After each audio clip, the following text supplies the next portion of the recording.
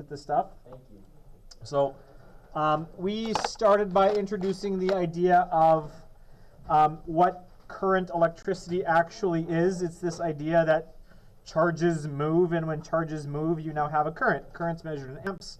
And so I is the symbol we use for current, measurement of Q, which is the amount of charge, not thermal energy this time, divided by time. Charge is equal to N, the number of charges, times the elementary charge, which is the smallest,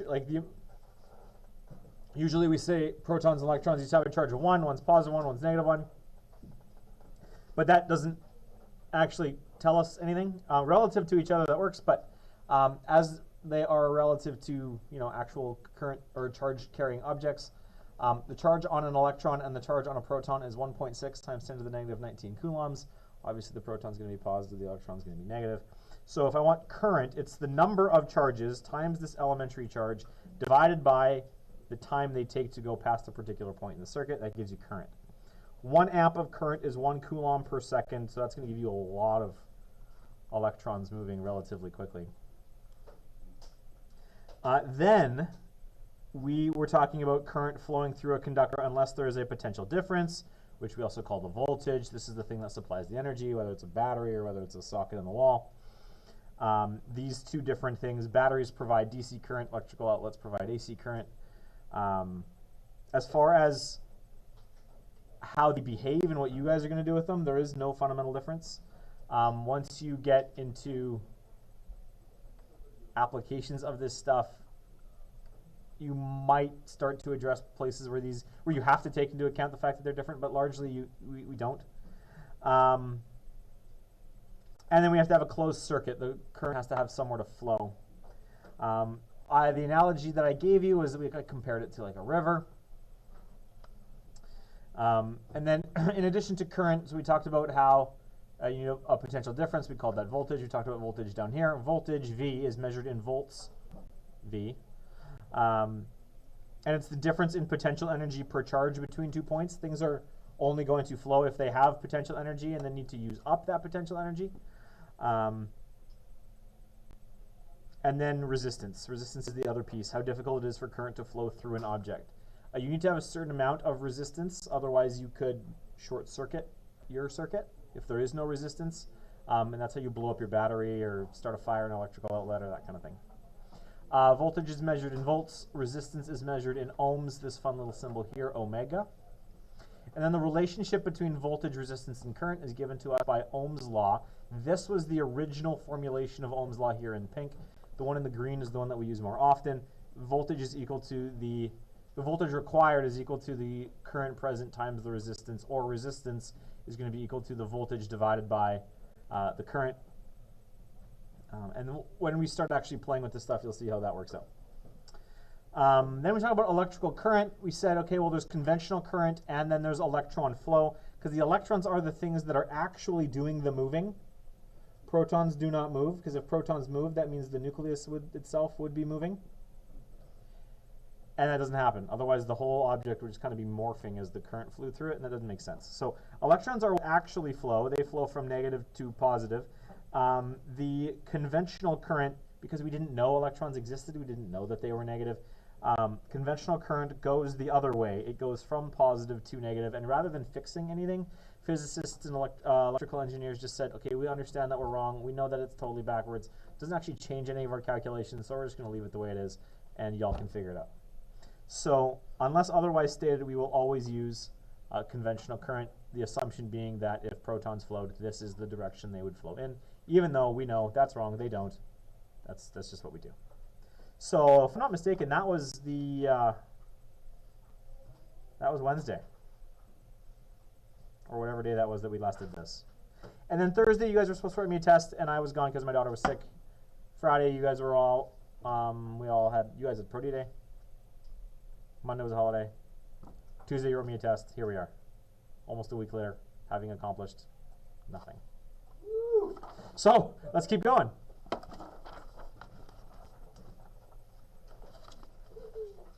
So, and Luis, yes, I have been recording this whole time.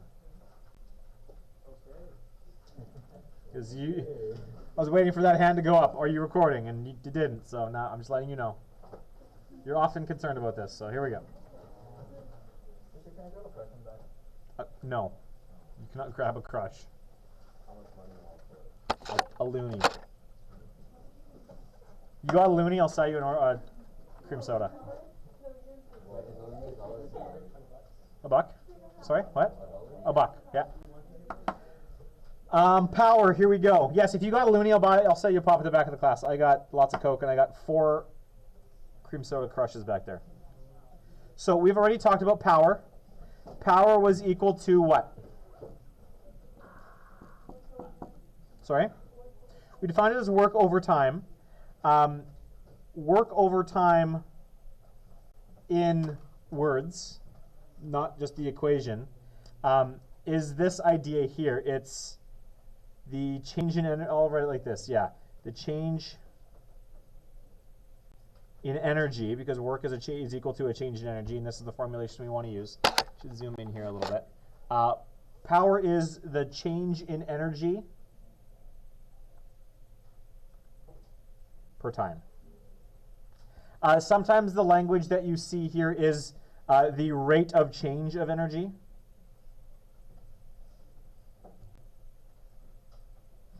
And as Gerkirch already said, we called it P equals W over T once upon a time. P was power. We measured it in watts.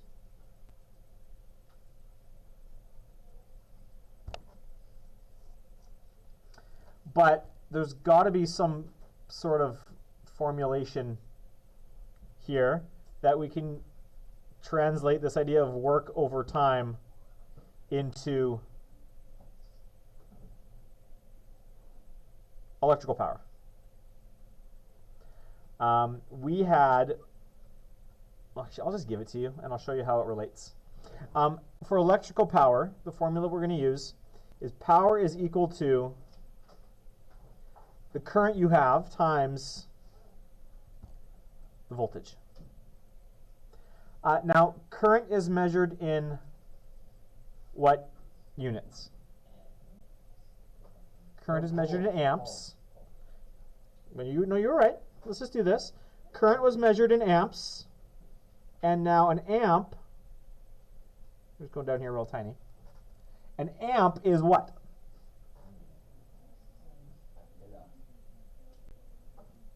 You said Coulomb, Connor, but it's not just Coulomb, it's Coulombs times something. I think it's E or something. Let's just go back here and take a look here. Coulomb per second. That's supposed to be an A. That's an A.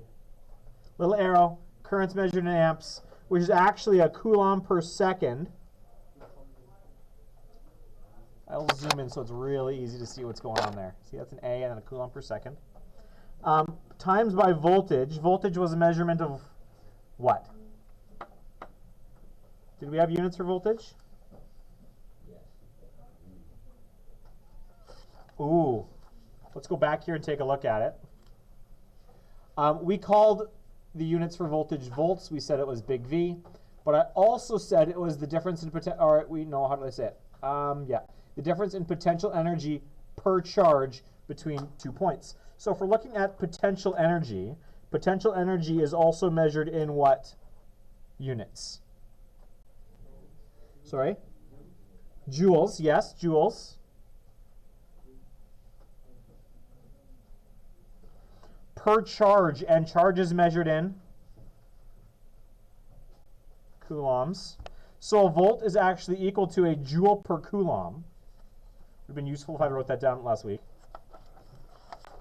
So if we've got current measured in amps, which is also coulomb per second, and voltage, which is volts, which is also joules per coulomb, and I'm multiplying these two things together, what is a coulomb per second times a joule per coulomb going to give me? It's going to give you joules per second. My coulomb is going to cancel. And now what is a joule per second? No. It's energy per second, which is power, which is measured in. See, it all connects. Always does.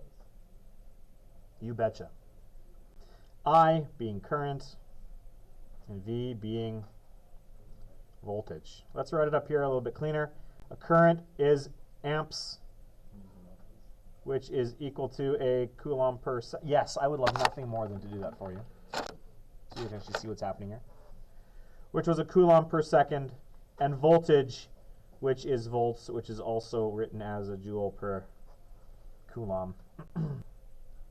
So there we go. That is the relationship between power, current, and voltage. Now because we've got a relationship now between power, current, and voltage, and we have a relationship between voltage, current, and resistance, we can create two more relationships relating power, voltage, and resistance, or power, current, and resistance, by combining this equation here with this equation here. Okay? So if I take V equals IR, and we're going to start here for both of these. I got P equals I times V, and I've got P equal I times V.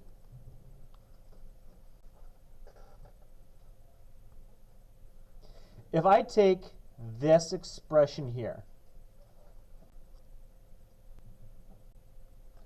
and I substitute it over here for V, what am I going to get? P is going to equal I times IR, which is going to give me P equals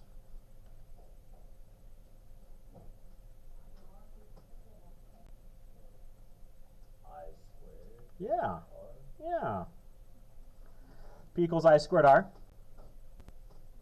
So what that tells you is the power being used by a object in a circuit is going to be equal to the current flowing through that object squared times the resistance present in that object. That'll be how much power this thing is using. Conversely, if I isolate this equation for this guy here, and then substitute it in here, if I first isolate, I'm going to get what? I equals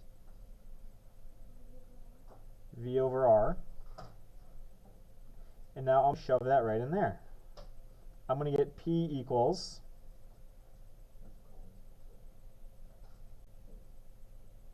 V over R times V, which is going to give me P equals what? Yeah, V squared over R.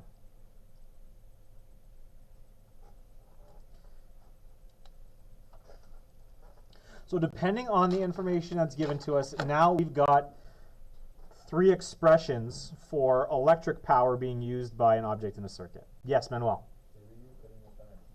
We will put all of them on the cheat sheet at the end in one big kind of, here we go. Your formula sheet? Yeah, it's a little bit more honorable. It's fair. The education assistant aid. The educational aid. Okay, so 2 examples. Zoom in where here?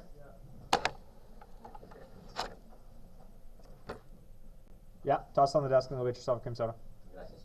De nada. Okay, we good? You put money up here. Is that a toonie? So I need to make change, or are you buying 2? Sure. It's $1 a pop. What do you have? Coke and cream soda. That's it. That's all I got. Oh, we can grab the Coke as well. No, in lieu of. You can't take 2. No, can I like switch it? Yeah? I thought, yeah. I mean, I'm sorry that none of them are cold, but Ref needs coming too. Oh. Love it. Okay, Luis, we good? Okay, here we go. So 2 examples. An electric fan has a resistance of 12 ohms and requires 0.75 amps of current to function properly. What voltage is required to operate the fan? Well, that's a great question here. What do we know? There's 12 ohms of resistance. So R is equal to 12 ohms, you betcha. have change for 0.75 Take change. amp current.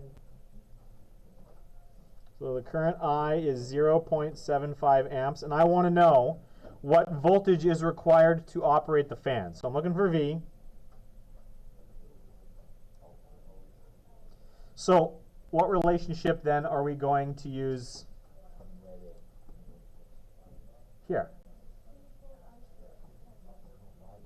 What am I looking for, Jasmine?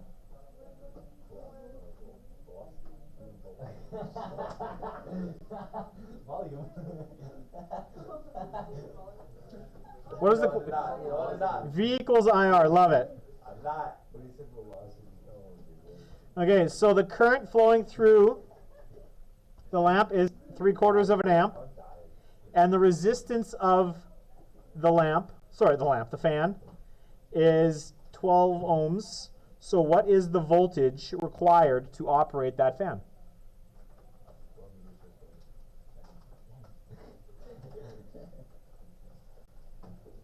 You could use a calculator, or you could just tell me what 3/4 of 12 is.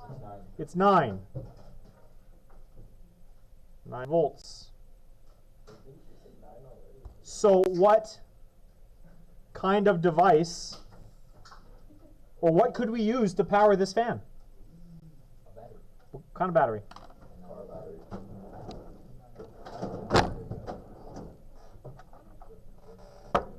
One of those, Hey. right? So when we've got a particular setup, when we know the kind of current we've got, we know the resistance, this is what determines the size of the battery that you need to use to power these objects. Practical applications. Now, to answer the question Jasmine was trying to answer earlier, how much power is going to be used by the fan? Jasmine, what equation am I going to use here? We could. We could use P equals IV. We could use P equals V squared over R. We've got all of the information. We know V, I, and R, so it doesn't actually matter which one we use. Jasmine, which one do you want to use? P equals IV. Okay, cool. So then the current is 0.75. The voltage is 9. What's 3/4 of 9?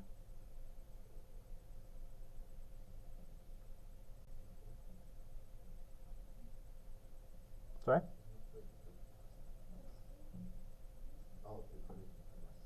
It's 0.75 times 9. Thank you. 6.75 what?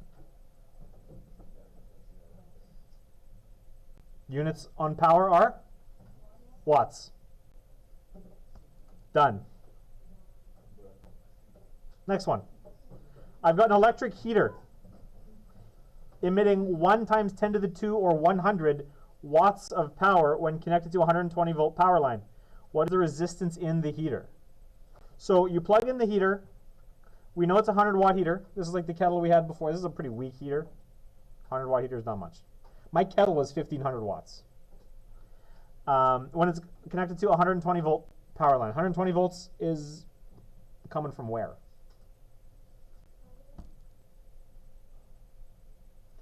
If you had to go out into the world and find a 120 volt source, where would you go? To the wall. Yes. No, not to the window. The window doesn't have an outlet. The walls are where the outlets are. And it's a heater, so the rest of the song actually would kind of work. But we're not going to sing the rest of that song, Manuel, because it's vile. 120 volts is what is the potential difference provided by an outlet in a wall in North America. Europe, 240. Brazil, is it 240 in Brazil or is it 120 in Brazil? You can plug something here from North America into the wall in Brazil and it doesn't blow up? The only difference like The shape? Yeah, the shape. Yeah. Different. So what's the resistance then going to be in the heater? We know that P equals 100 watts. We know that the voltage is 120. Connor, how'd you do it? You're wrong, though. What? What? You are incorrect, sir. Wait, what? I want to know what the resistance is.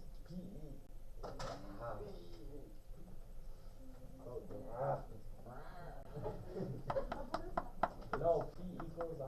You have a voltage, you have power. powers, so all you need to do is solve for I. I want R though. I'm not giving you R. Use the I and then Sorry? all the signs. P equals V squared over R. Yes, I'm hearing loud from the side and whispers from the front. P equals V squared over R. And now solving this thing for R, I'm going to get R equals what? V squared divided by P. Very good. Thank you, Jasmine. So my voltage is 120. So I'm squaring 120. I'm going to divide that by 100. 12 squared is 144. So 120 squared should be 144,000? No, 14,400 divided by 100 is going to give me 144 ohms. So as far as electrical applications are concerned, lots of these things are things that you, more than anything we've done before, are like real world constraints we put on things. If you want your object to be powered by the wall, it has to be provided with 120 volts. If you want it to be provided, if you want power to be in the form of a battery, you've got multiples of, what are these things, 1.5? Yeah, 1.5 volts. Why do you have so many batteries? Because I teach electricity in physics. I have lots. You know what happens if you take this? Do you guys know what a 9-volt battery actually is? No. It's this. I'm not looking at it. 6 of these. Boring. Really? I was Scamming us? expecting- Yes, all they do to make a 9-volt battery is they take 6 AAA batteries and smack them together. boring. That's all this is. Wow. Yeah, I was expecting like something. something fancy. I was too when I ripped open one of these with a set of pliers, and I was expecting something cool. I was not expecting 6 AAA batteries. But that's all it is. And so everything comes to you in multiples of pre-existing manufactured pieces. AA, AAA batteries are 1.5 volts.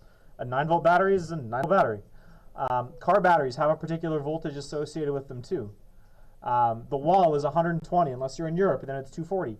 Resistors, whatever resistance you need, you can go out and find an object with that resistance. This, more than anything we've taught you before, has real-life physical restraints when you're building some of these things. Now, what you want to do is, before you actually start building electric circuits, is we want to draw them schematically. Because if you don't draw them first, then you can do what my buddy and I almost did in our second semester first year university lab and almost killed ourselves. We put a circuit together. We looked at it. We hadn't turned the switch on. We're like, yeah, this is going to work. We turned the switch on. We were standing a little distance, and the thing started to smoke. And my professor came over to us, and he's standing there. He's like, don't touch anything that you've done. He reached over to the wall, unplugged the power supply, and said, if you had completed the circuit by touching that object with your finger, you would have died. Because we short-circuited a pretty vital piece of equipment, and it had more than enough current flowing through it to seriously injure, if not kill us. So we draw them first, because electricity, more than anything, has real-world pain associated with it too. So to draw them, we are going to use something called a schematic diagram. This is a graphical representation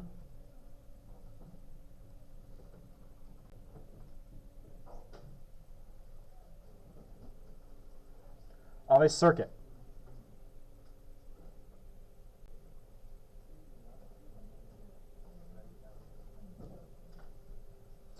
That shows the components. How's it going back there? Simmer? Just printing? Excellent. That shows the components and connections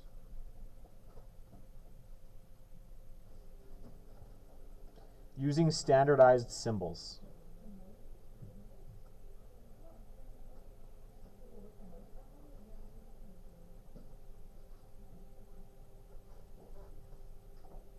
So you should be able to take a schematic drawing. Once you understand what the symbols are, you could hand your schematic drawing to an electrical engineer from anywhere, and they should understand what you've got here.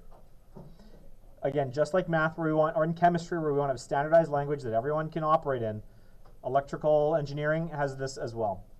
So this symbol in a schematic diagram is probably going to represent what? A conductor, specifically a wire.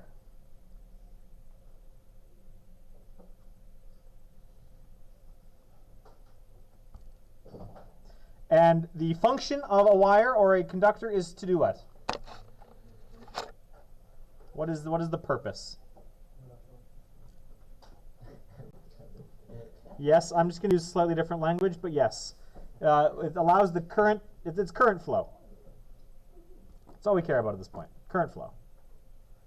I've already given you the next diagram. I've drawn it once, we're going to draw it again. Looks like this. That thing there is, you think it's a battery, but it's not a battery. It's actually the language we use is, we call it a cell. The long side is positive, the short side is negative.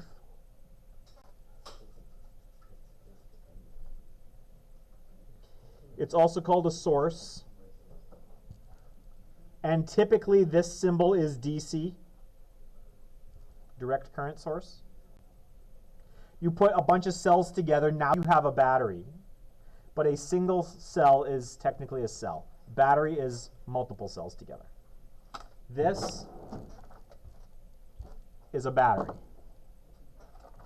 This is a cell. Using the language that we're standardizing here.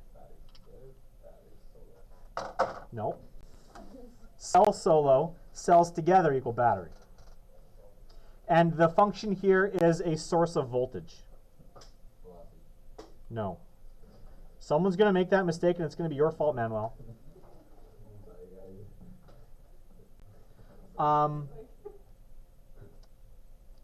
Next symbol.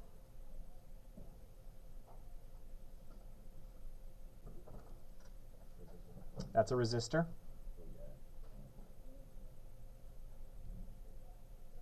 Sometimes we use that symbol just to demonstrate any load.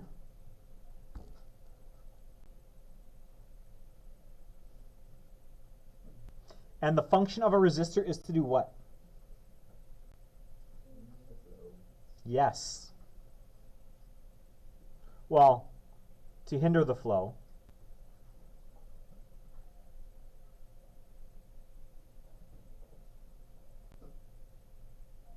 And use voltage. The voltage has to be used up by something. If you don't use up the voltage, then all of that ends up back into the battery, and that's how you short circuit a battery, cause it to explode. It's a good time. Something looks like this. Or like this. You betcha. These are switches. This one's closed. This one's open. And the names are a little misleading here. Which one actually allows you to do something? The closed switch actually allows you to do something. An open switch doesn't do anything. So the purpose of a switch is to break or complete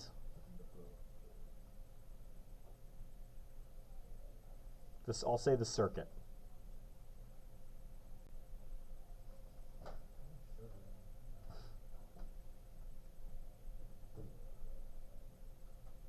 Then you got one of these.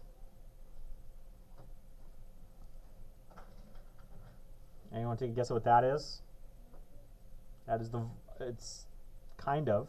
High voltage. No. Further away. Sorry? A volt.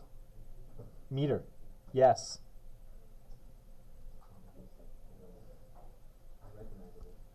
Okay. This measures voltage change or voltage difference. That would, could be like considered like, for example, a lamp and a circuit could be gold meter. Like, I don't know. I'm running out of space here. 1 sec. Between 2 points. Okay, so that's a voltmeter. What's one of these? An ammeter.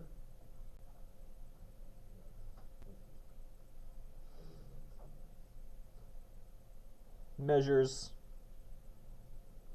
current at one point. There's a whole bunch more of these things. We're going to draw some of them down here. As many as I have space for. There's this one. You want to take a guess at what that is? That's a lamp, yep. We've also got, ooh, there's this one.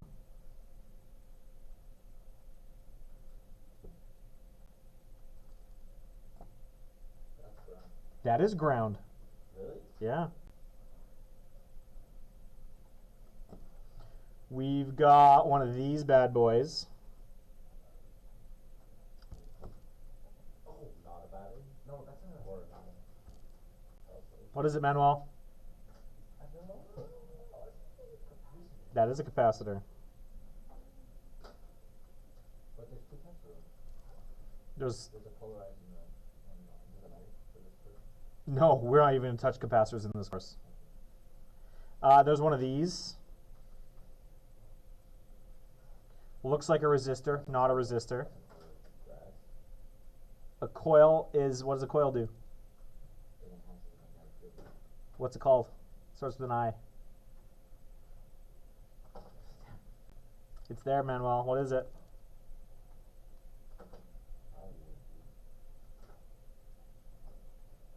It's an inductor, Manuel. Yeah.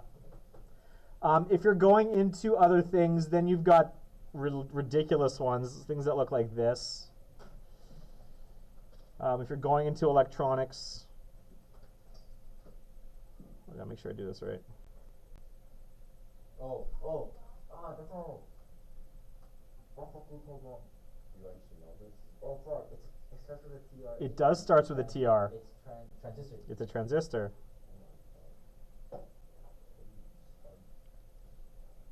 Nice. There's one of these.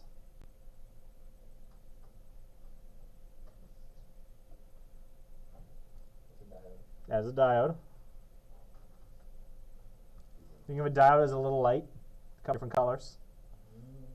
That's a lighting that's simple. But it's an example of a diode that you people can connect to. Just the light emitting diodes, yes, are slightly different. There are more, but I don't think I'm going to give you any more. That's not true. I'll give you one more.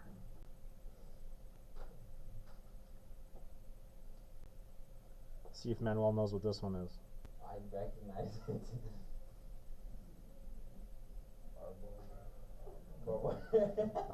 That's the last one I'm going to give you. There are more of these. There are whole books of these diagrams. Also starts with a TR, AN. No, that's something else. Transformer. This is a transformer. Oh. Not the car that turns into a robot. Oh, that changes DC to AC. It changes, or it can step up voltage, step down voltage. It can go from That's how I was thinking. like 10,000 volts down to 120 volts. That's how I was thinking. This is so you need these to step down. So like we have these big high performance long transmission power lines. Like if you will go to Clearbrook Park, you see these massive. You can hear them humming from the ground. They have like 10,000 volts in difference between those wires in the ground. So enough to kill us. But several times over. And actually, it's not voltage that kills you. It's current that kills you. Yes. Yes. You can have like thousands of volts, and it's just going to hurt like a son of a bitch. But it's not actually going to kill you.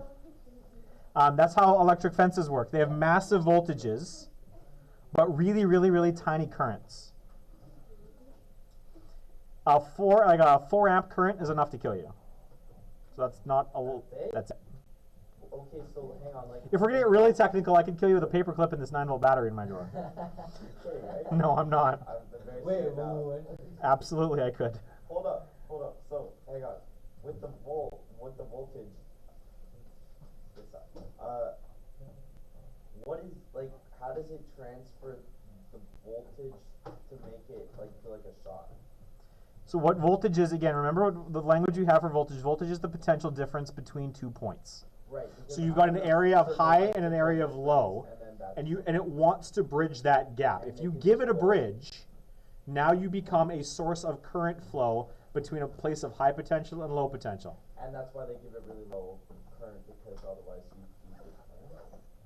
Well, the current is low because the resistance of human skin is really high. The amount of current is a function of the resistance of, remember, you've got this relationship here. You've got V equals I times R. So if I have a large voltage and a large resistance, the current's going to be small. Right. The voltage is what hurts you. Current is what kills you. Resistance is what your skin provides in order to prevent death from occurring. How do you do the paper clipping? Exactly. So the thing, that is highly specific. You need to get through the skin. That's what the paperclip's for. The inside of your body, phenomenal conductors. All those electrolytes, your blood, great conductors. Your skin, phenomenal insulator, which is why people survive getting hit by lightning all the time.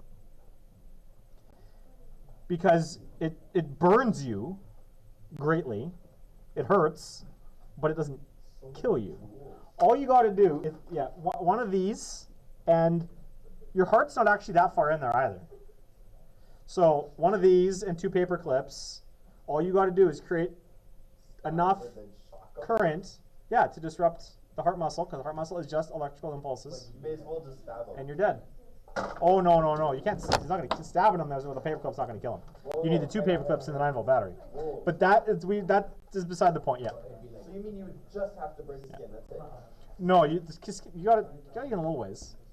You have to be able to hit something with that current that's going to cause damage. What about like a wound? Yeah, like a cut. Well, if I could, in one finger and one in another finger, and we like shove it in there, and then we run it through your chest, yes, it'll hurt. That'll probably kill you. The real life. Again, you need enough voltage, and you need a path. The path has to go through something vital. So if the path doesn't go through the heart, What about your nervous system? take my psychology course. That's a different story. Okay, here we go. So there are 2 ways you can attach a device to a circuit. You can either attach it in series or in parallel. Does anyone know the difference between series and parallel circuits? Yes. What is the difference, Manuel, between a series and a parallel circuit? Can I give an example? Sure. Christmas lights. Like in Some are, some aren't. Which ones suck? the old ones Which are connected in? in series. Because when you have one bulb die, what happens? Anything past that point will. No, not just past. Everything will die. Okay. This is how old school, Emmanuel's right. This is how old school Christmas tree lights were set up. And they were in series. So if you have one bulb blow, the entire chain is useless because a series circuit only has one path. Only one path for current to flow.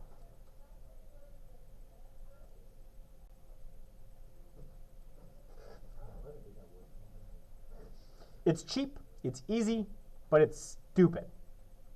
Because even if you find one that's burnt out, and it still doesn't work, now you got to find another one. This was my job when I was in leadership in high school. We had old school Christmas lights right before our Christmas banquet. Me and 2 buddies checked literally thousands of feet of Christmas lights. That was our job for like a week. That's all we did. That's probably pretty fun. We made it fun. So for an example, if I want to draw a battery of 2 cells connected to 2 resistors in series, I would draw it like this. Here's my 1 cell, there's my 2nd cell, connected in series with 2 resistors means I can only have one path for this whole beast to flow. So I'm just going to do this. There's my resistor. There's my other resistor. And we're done. This is a series circuit with 2 cells and 2 resistors.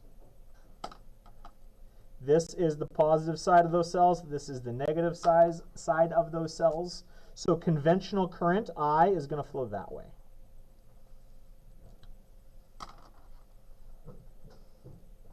parallel is how modern day Christmas lights are wired. They allow multiple paths.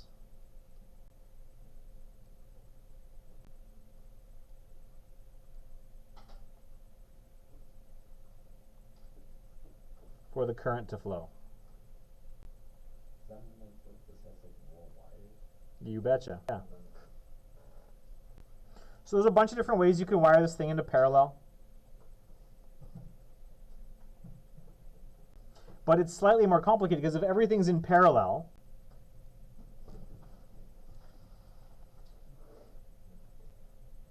and you're relying on every light bulb being its own separate path, that means if a light bulb burns out, the whole rest of the thing stays the same. But you have the potential then for one of those paths having nothing on it. And so then you have to have resistors there that are able to compensate for that because you don't want to short out the whole system. If I wanted to draw a parallel circuit with two cells connected to two resistors, that would look like this.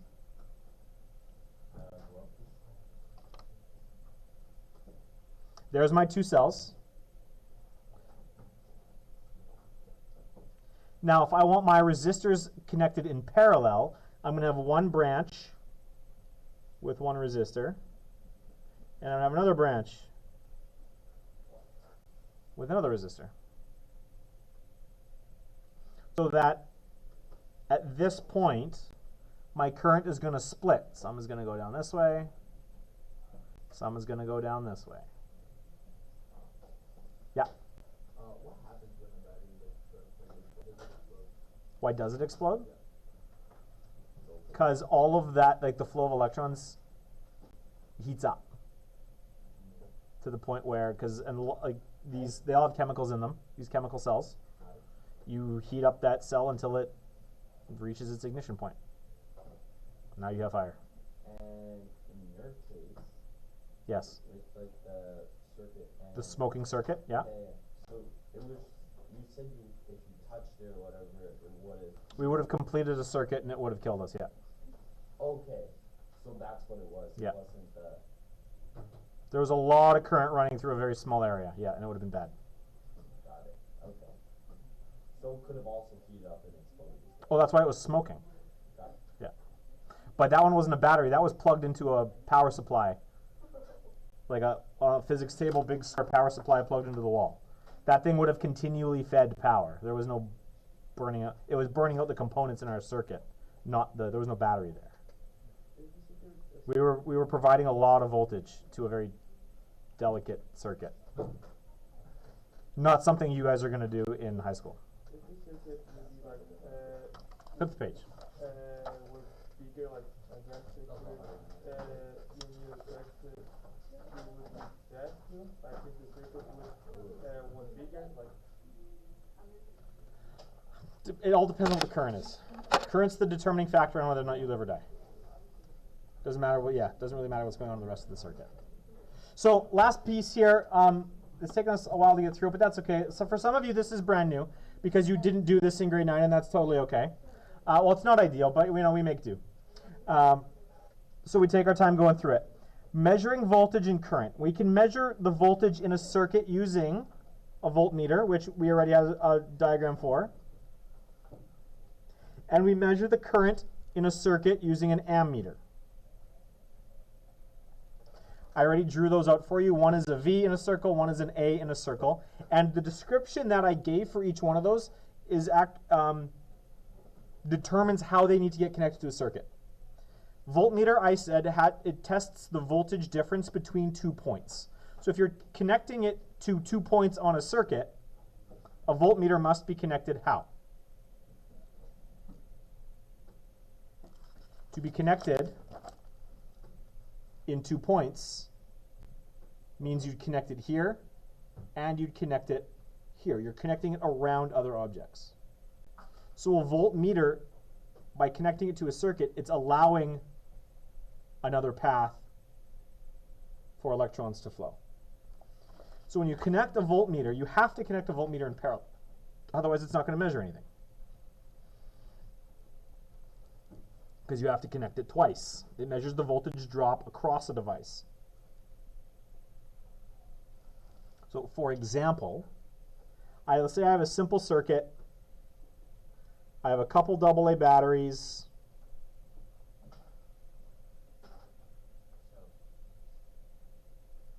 Thank you. What device have I just created? Or a flashlight, yeah. It's two 9 or two triple or two AA batteries and a light bulb. It's a flashlight. If I wanted to figure out what the voltage drop is across that light bulb, I would connect my voltmeter around the bulb like this. Because voltage is only ever, remember the definition for voltage, it's the potential energy difference. So for there to be a difference, you have to be testing it in multiple spots. If there is if there's nothing using the voltage in a particular area, it's not going to register anything. So like if I connected the voltmeter here and here, there's nothing using voltage in that wire, it would register as effectively 0. I want to figure out what my voltage drop is across the light bulb, because it's the light bulb that's going to use up some of that potential energy. Is that kind of making sense? Okay. Are we going to How about do a lab superconductors? on that? Kind of. A voltmeter has very large resistance.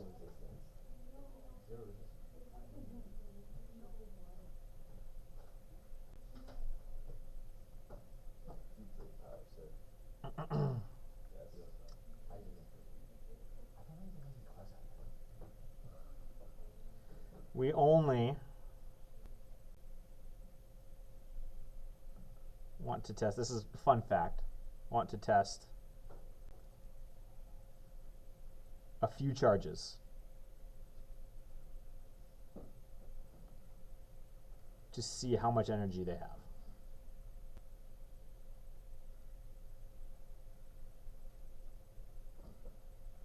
If the voltmeter didn't have a large resistance, it would just allow the current to flow around the light bulb. The light bulb would turn off because no current would flow through it if this path is easier to flow down. So a voltmeter has massive resistance, so very few electrons actually want to flow through the voltmeter. The rest of them keep flowing through the light. You're not going to notice a dimming light if you connect a voltmeter to it because you don't want all that current to leave. So you test a few of the charges, see how much energy they have here versus here. An ammeter must be connected in series. This is because an ammeter measures the current through a circuit. You don't measure the current at multiple points, you measure the current at one point. So if I had my same circuit,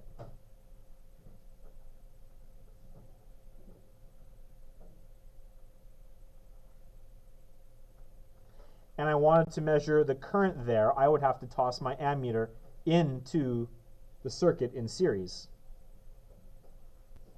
I'd connect it like that. Which I guess I should have also done in pink to match the voltmeter.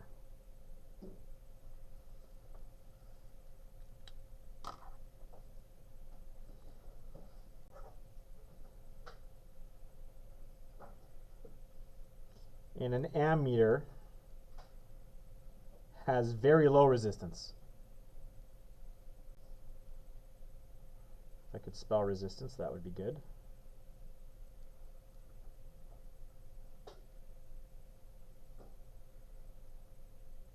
Because we don't want the charges to lose energy.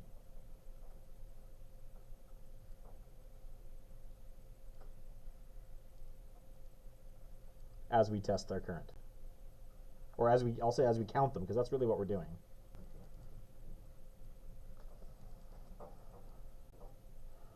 Voltmeter, huge resistance. Ammeter, almost none. In a perfect world, ammeter would have 0.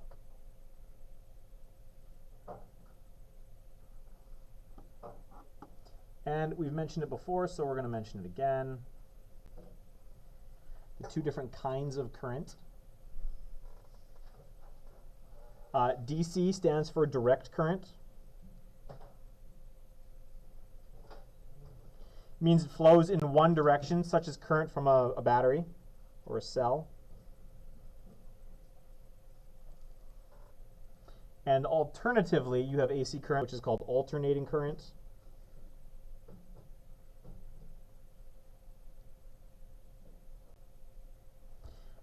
And it alternates the flow of direction.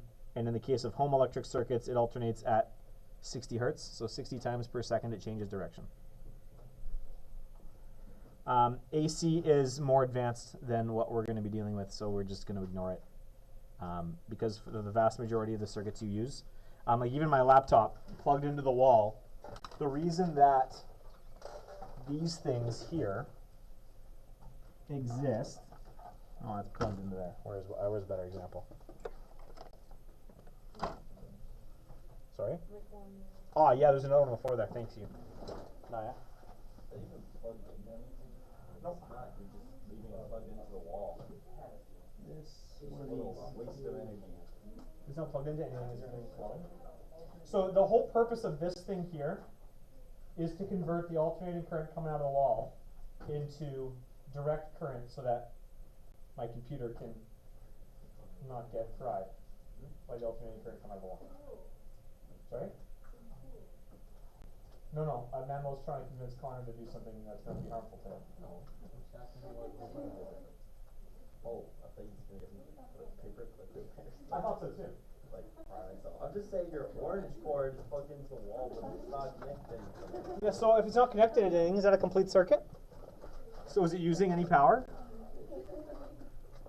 No. You plug whatever you want in, as long as it doesn't go anywhere. There's no power being used. It's not a complete circuit. So that's that. I have an analogy here for series and parallel circuits, but I'm going to hold off on that because I want to see. Dare I? I'm going to hold off on this. Okay, so here's what I want you to do. Here's this worksheet here. I want you to play with the equations that we've got. Worksheet 6.1. I want you to do this. All of it.